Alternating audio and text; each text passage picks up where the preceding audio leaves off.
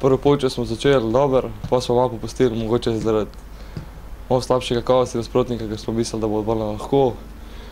Ampak smo bili tako zbrani v situacijah, da smo dali tista 2 gola, 3 v prvem polčasu in deklasirali nasprotnika.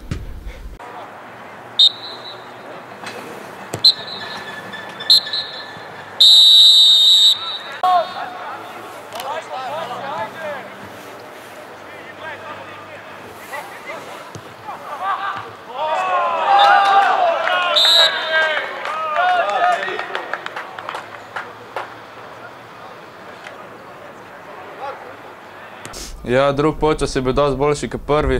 Imeli smo tudi več šans, več smo si podajali. V vezi je bila večja disciplina in pol posledice so bili goli.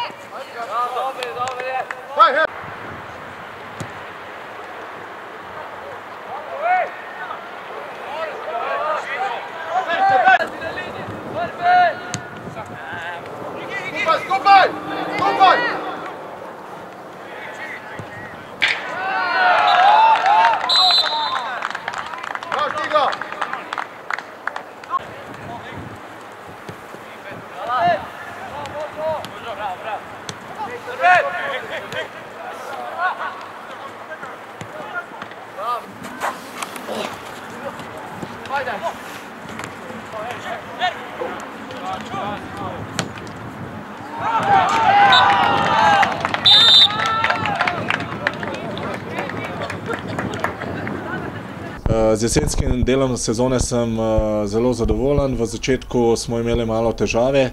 Prvih 6 kol smo imeli, v prvih 6 kolih smo imeli 3 poraze.